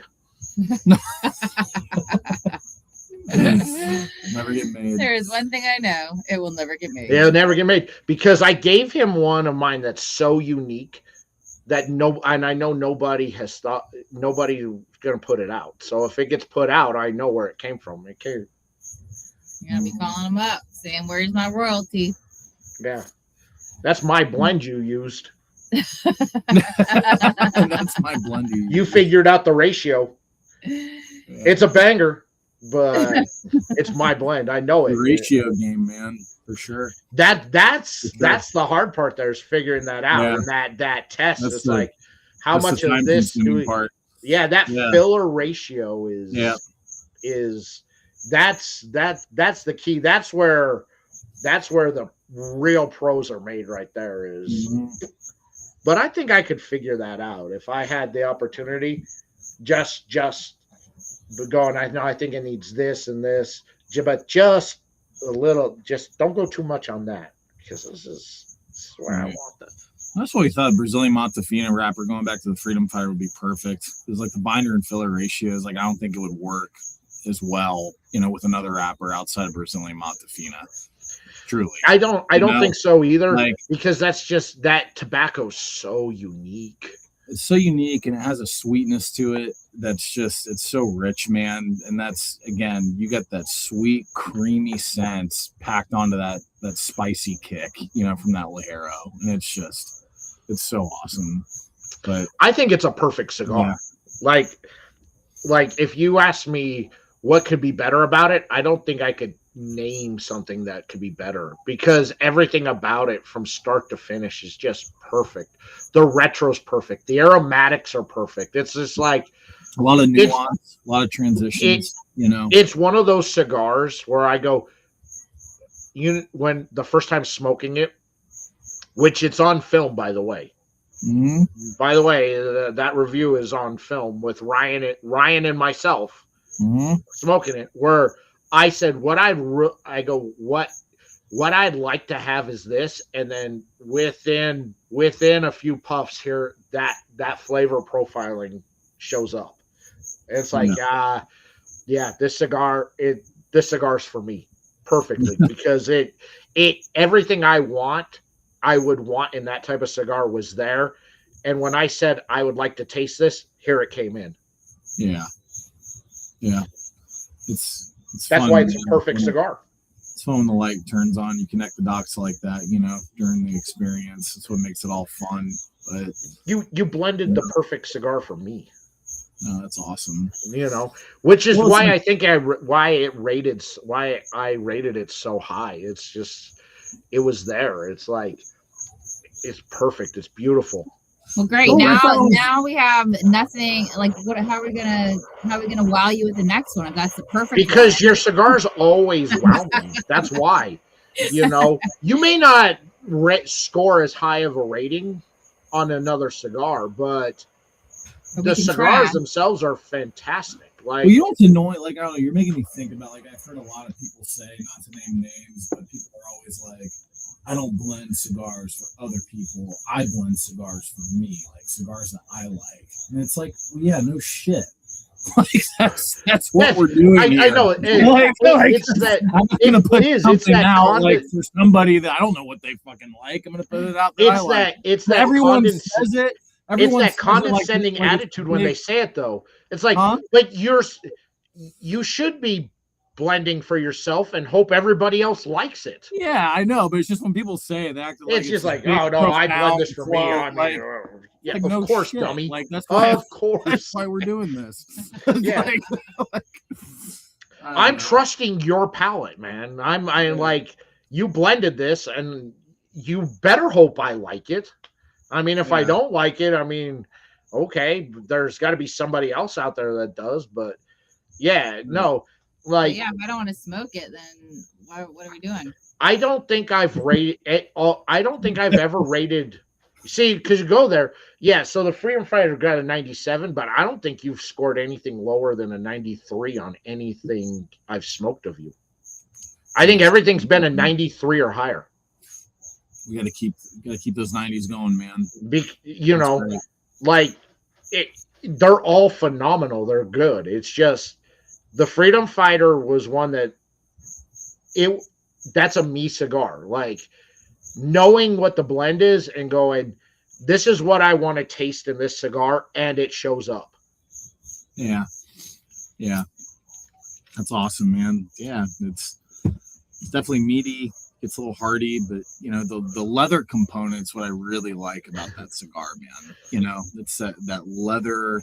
A little bit of orange peel in there, but I don't know, man. Like the citrus component and the leather component really just. I equated it to at times because of the leather, the meatiness in there of you know, certain, you know, like of certain Mexican, like Mexican dish mole, where you have that chocolatiness, you have that the chocolate with the meatiness, with the sweetness, with the spices, with the peppers. It had that mole feel to me, where it's like it's there, you know, and then you add in some of that nutty component to that smoke. Right. It took it over the top.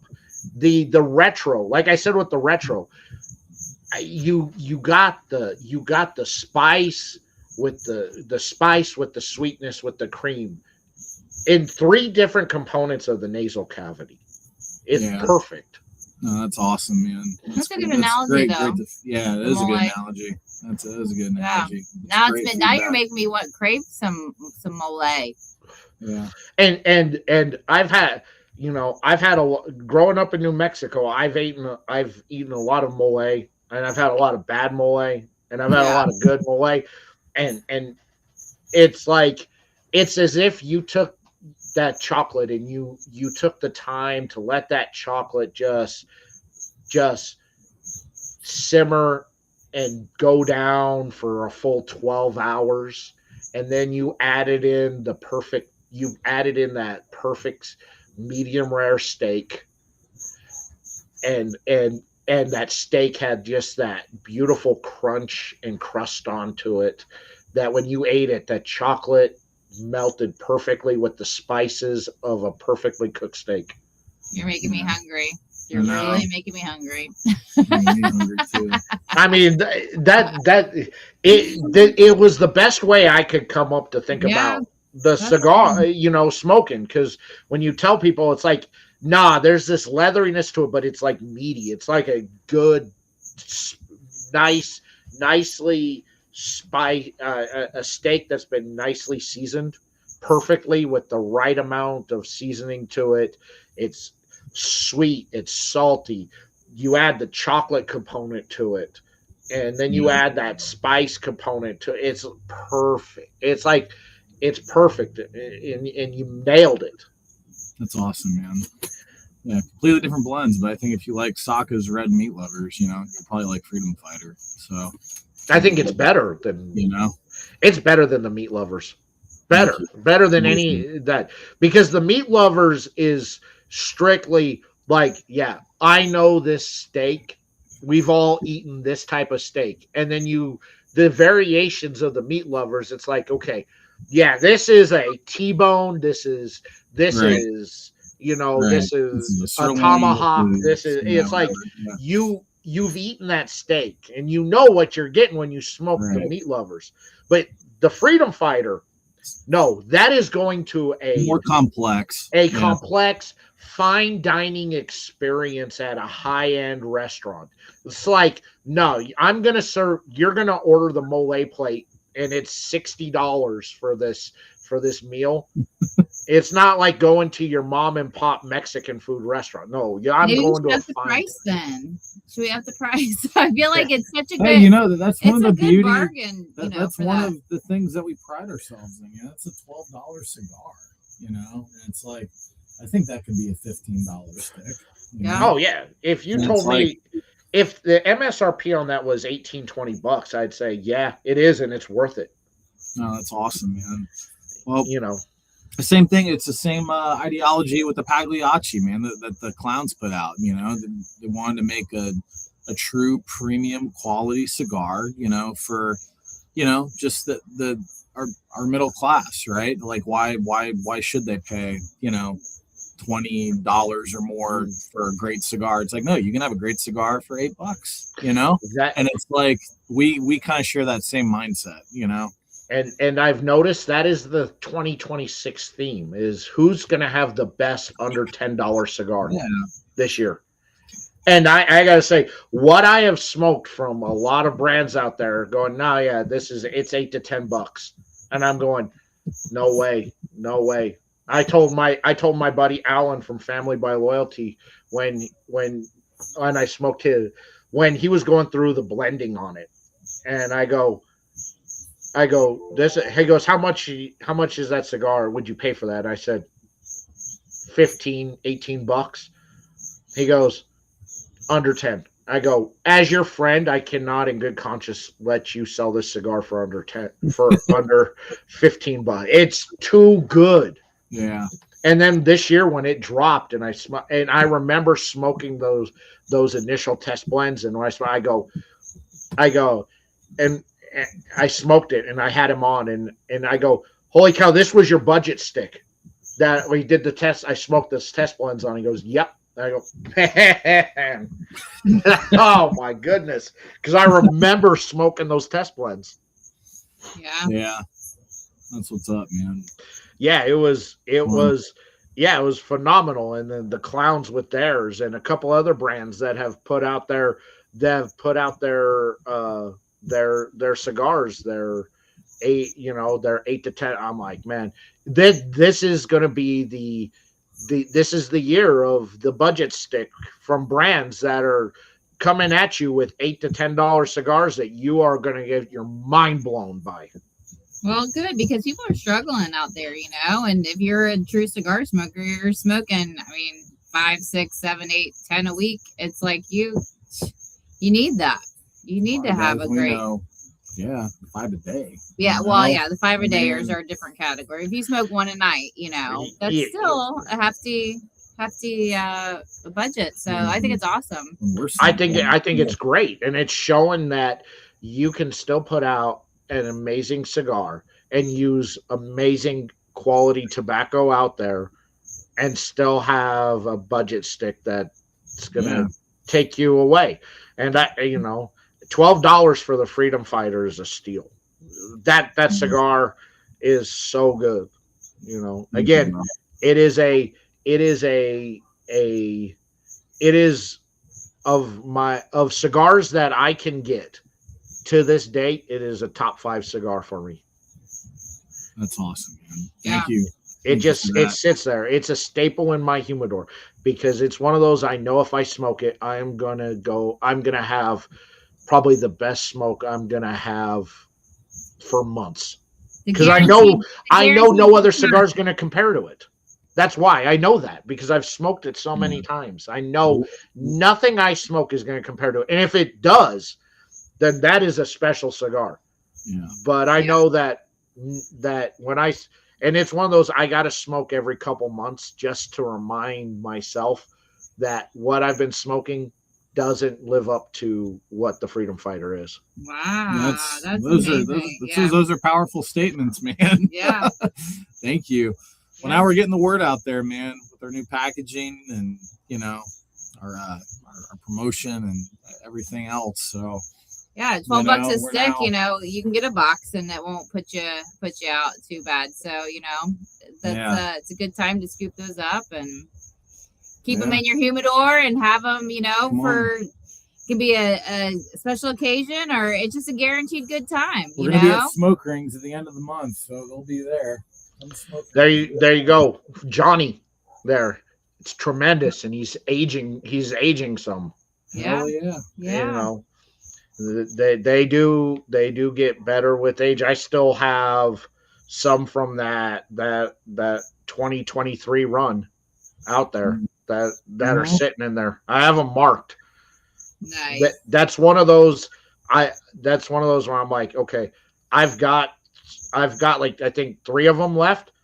I'm gonna smoke one next year from that, because I want to see how it is 5 years later, and then I'm gonna probably do one in 2030 to see from there, from 7 years, and then in 2033, 10 years. I want to see how much better that cigar gets. Yeah, how the age affects over a 10-year period. See, you're better than me, because like if I smoke something that I really enjoy, I'm smoking all of them very quickly. Like I don't have the patience to like. You did just smoke a cigar though on vacation. You said it was. I don't know. I just got that. But it was aged 13 years, but you just got it. Anyway, but I just don't have the patience. Like I'm the type of guy that if I have such a phenomenal tasting experience with something, I'm buying a lot of them, and I'm going to go through a lot of them like within a week. but that's just me. Not everyone's like that, I just don't have the patience. I don't disagree, and I do have some of that, but I do have that willpower on really good stuff to hold on, and I do have some rare stuff that I have in the humidor that I do smoke on special occasions, and I'm not one of those people that says, well, I need a special occasion to smoke it, but then never do because I don't know, it's like, no. It's like, no, when that occasion comes, I know I need to light that cigar up. I did that on the night my dad died. I pulled one of those rare cigars out, and it was one of those, it was a one-of-a-kind smoke. You'll never get that cigar ever again. Unless you were at that event, that cigar you're never going to get it. And I said, this is the perfect time to smoke this cigar. And it's been sitting for since, well, that was in August of 2025, and I got that cigar in July of 2022. So it's been sitting for 3 years. But I'm like, no, this is a once in a lifetime smoke, and I think this is the perfect opportunity. I did that when my daughter was born in August of 2022. I lit up a cigar I've had sitting since 2008. Yeah. Well, those are momentous occasions. And hats off to you for that. You know, I just have certain stuff that I know I'm never going to get again, but I'm going to hold on. I'm going to hold on to, especially if I got one that needs a special occasion. Yeah. And I'm going to fire that up. And, and those are special cigars that are once in a lifetime smokes. And I'm going to enjoy it because I believe they're meant to be smoked. But I am also realistic in knowing that once in a lifetime smokes need a special occasion to smoke. And for, sometimes it's just a random Wednesday night and I want to smoke it. And sometimes it's, when my daughter was born in 2022, when my dad passed last year, and I know that they'll probably, my daughter's birthday this year, I am pretty sure once in a while, hey, she's going to be 4. Hey, this is a good time to smoke it. Hell yeah. Well, and that's the thing. I mean, life is short. Smoke, and just being alive is a great reason to. That's what I tell people when I used to do the reviews on there. And Thursday nights were Premium Cigar Thursday, where you take a cigar $20+ and smoke it. And I would smoke one, and I go, hey, for those of you that need a reason to smoke an expensive cigar like this, I'm giving you one. You're alive. That's the best reason I can give you. Yeah. Yeah. I mean, I woke up this morning and a lot of it, so. And why, and I get it, it may be really good and you're going to be sad. You can never get another one, but at least you have that experience that you can go, man, I smoked that and I had one and I smoked it and it was phenomenal. Because I don't think you're not doing the cigar any good by letting it sit. That cigar I smoked from 2008 when my daughter was born, it sat way too long and it was like smoking cardboard. Oh no. They mellow out. And that was one that I was like, I probably should have smoked this cigar a long time ago. But and God forbid there's ever another stupid pandemic.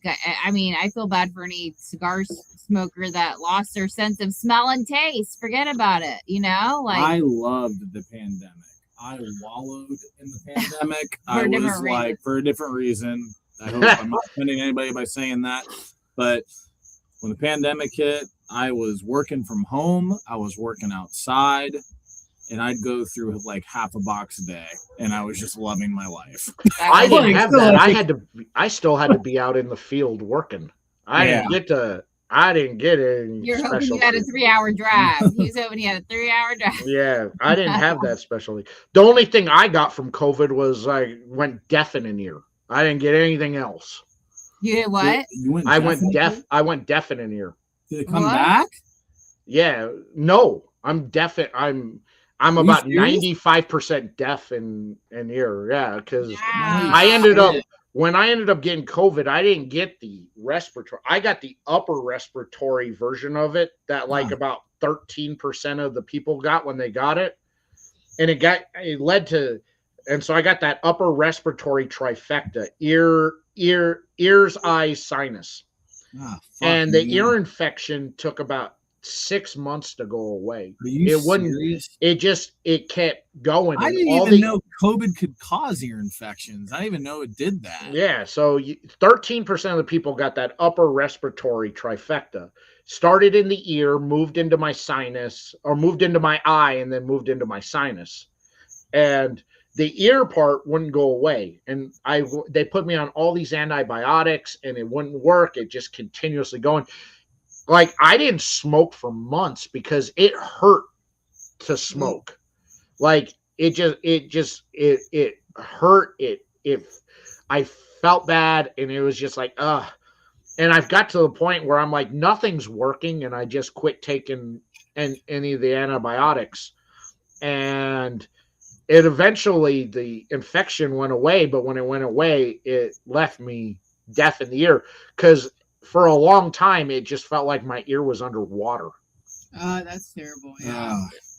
Dude, I'm sorry, man. I didn't know that. That's terrible. So it's there. Yeah. Like, I woke up one day with an ear infection, and I didn't think anything of it. I'm just like, okay, well, it's April. The weather's changing. I probably picked up a bug somewhere. But then the next day, that infection moved in, and I had conjunctivitis. Like, my eye was just crusted shut. And so, and I let it go for the day. I'm like, okay. And then it moved into the sinus. And then I went to urgent care, and they gave me a COVID test, and I popped positive. And they said, we've seen a few of these trifectas. I was like, so they got me on antibiotics to clear up the sinus in my eye. And that cleared it up within 2 days. But the ear would not go away. Wow. It just kept linger. 6 months later, I'm like, I'm done. Because I went to like 3 or 4 different specialists, and they could not get that infection to go away out of the ear. It just stayed. Nothing they gave me worked. I didn't know I had COVID until I just went to go eat something spicy, and I was like, I can't taste this. Oh no. Yeah, I didn't have that problem, but yeah, I couldn't smoke. I didn't smoke for probably 3.5 months because it hurt to smoke. I bet you are a real pleasure to be around. You take away your cigars, give you a sinus ear, probably. Because when they put the cameras in the truck, I couldn't smoke anymore. I moved over to loose leaf chaw. So that's what I ended up doing. I still was able to get the, get the nicotine going. I was still getting that. So I just moved over to chaw instead of cigars, but I was still able to go. But I was doing chaw, and now it was just more chaw than usual. But I was missing the cigars. But I remember I go, I can't let this stop me from doing content. And so that first cigar I lit up, it was like smoking the very first time I smoked, because it's been 3.5 months since I had a cigar. It was the best tasting cigar I have had in a long time. I was like, wow, this is so good. But it didn't hurt. But it also didn't hurt when I smoked. When I lit up, I was like, okay, I think we're past it. But I was still dealing with all that drainage issue with my ear, and So when people talk to me, if they talk to me on this side, I can't hear them. That's crazy. You either have to talk to me on this side or be standing face to face to me. Because I can't hear. We just know if you're sitting on that side purposefully, it's because you don't want to hear what you got to say. It's like, it's like, hey, I'm talking to you. Oh, I'm sorry, I can't. I'm deaf in this ear. Like I just went to an audiologist to get fitted for possibly getting a hearing aid. Yeah. Well, the technology's out there. You don't, It's not great. Like. It amplifies the sound a little bit more, but I still have a hard time hearing even with the hearing aid in. Yeah. Sorry, man. Damn. So our roundabout point, folks, is smoke them if you got them. Yeah. Okay. Smoke it. Life's gonna hit you. Don't let a cigar sit for for 16 years and then you're smoking cardboard. that's what I got. It's like, oh man, I had really high hopes on it too, because I'm like, I know these cigars sell for about $1,000 on the secondary market because there's not many left of them. And I lit it up and I was like, oh no. Sat too long. You should have sold that one. I should have. I was just like, oh no. I let it sit too long. Well, now I know, but but I've also heard that from a couple of other people that had smoked one prior. It's like, it does not retain its flavor aged at all. Yeah, I don't know, man. Like, I don't know. I'm weary about smoking cigars. I don't know, 10 years maybe. I did smoke. I smoked I did smoke a 100. Yeah, it was almost 100-year-old Cuban. Wow. It wasn't bad. It was a little harsh and a little cardboardy, but it wasn't bad. Yeah, it wasn't bad. That Wisconsin binder, kind of made all the difference in the world, from the Cuban wrapper, Wisconsin binder, Cuban wrapper, and then Cuban and American filler. It wasn't bad. I can never say I've had a 100-year-old cigar before. You're giving me something to try. It was gifted to me, and I smoked it for my birthday a couple years ago, and it was a good. I'm like, this was not a bad cigar, and I thanked him. I was like, I smoked it. It was good. I go, it was good, and actually, different. I take that back, because Eddie Ortega, man, you remember the Wild Bunch series that came out with Eddie Ortega? Yeah. I think they came out in 2013, and I still have a few of those in the humidor. And I had one on our trip to Carolina. I had the Warrior Joe, the Ecuadorian Sumatra, their old dark Sumatra, and it was still great. So that's over 10 years ago now. It's 13 years ago. It was actually really good. So I don't know, man. Like, I think so. I think Nicaraguan tobacco ages far better than Dominican does. Dominican tends to lose a lot of its potency, and I found that a lot of older Dominican stuff does get that cardboardiness to it, as does a lot of older Cuban stuff does as well. But Cuban ends up being a bit more, to me, really old Cuban tends to be a bit harsher on it than anything else. But I gotta say, I'll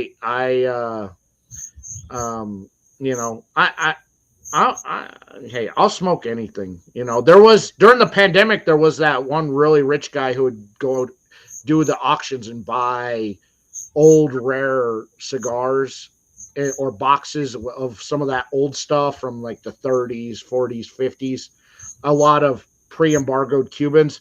That's and then cool. he'd upset people because he'd crack the box and smoke a cigar out of them and ruin the value of it.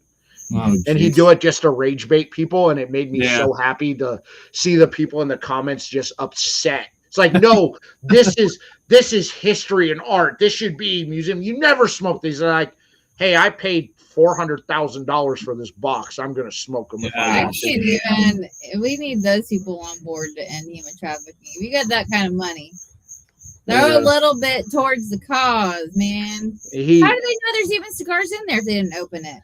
You could just be selling a sealed box. It could be, but I guess, he'd do those auctions, and then he'd get his buddies together, and they would crack the box, and then they'd smoke it, and then you just go to the comments to watch people lose their mind that he was doing it, and it made me so happy to see the people upset that he was smoking. That'd be so fun to be one of his friends, It's like, what are we smoking today? It's like, all right, so this is a $400,000 box of 1942 Monte Cristos from Cuba, and as far as we know, there's There's only a handful of loose available in 2 sealed boxes, and I have one of the sealed boxes. Crack it. Here you go, guys. Let's smoke them. And people going, oh, how can you do that? And I'm like, how? Because he bought them. It's his. Why are you mad at what somebody does with their money? Oh my God. It's their money, man. You know? That's wild. Man, this was a great show tonight. Thank you guys so much for coming on. I appreciate it. Thanks for having us. Thanks for all the love. Big D, thank you, man. Seriously, all the love, all the feedback. You're a real one, man. Thank you.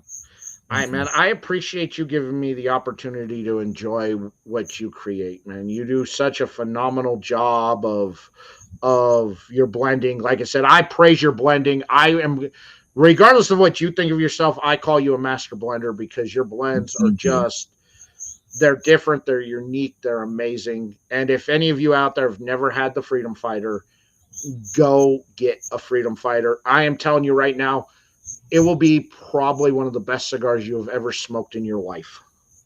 If not, you just call Big D and I will buy them off of you if you smoke it and you don't like it. I'll buy it off of you. Ooh. I will buy whatever No you risk. got off of you. Yeah, no risk. But reminder, it is a full-bodied, full-flavored cigar, and if that's not in your wheelhouse, then Right. it's not for you.